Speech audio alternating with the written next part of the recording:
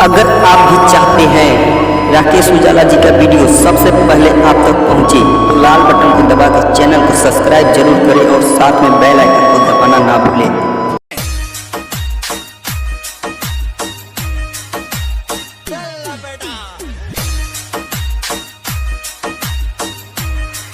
तुहर बतिया लगेला जैसे गोली जैसन, तू तो सच हूँ मैं लागेलू हीरोइन जैसन। हम करी तुझसे प्यार तुझे करेलू इनकार, काहे बतिया न मानेलू तू लड़की।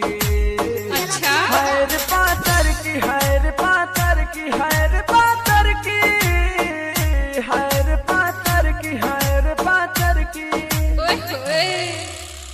I love you. Mix by Armaan Raj.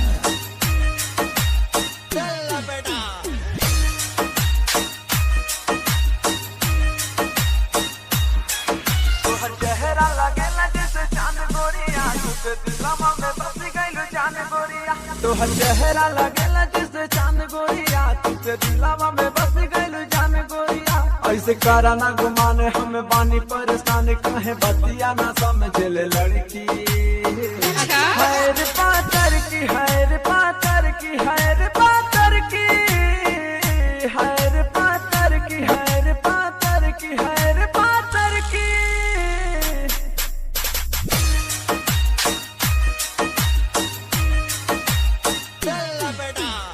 Super recording studio Adampur.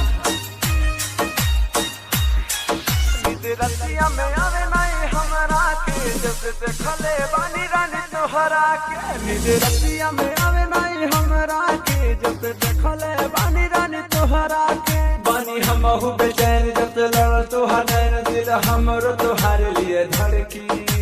हैर पातर की हैर पातर की हैर पातर की हैर पातर की हैर पातर की हैर पातर की। I love you.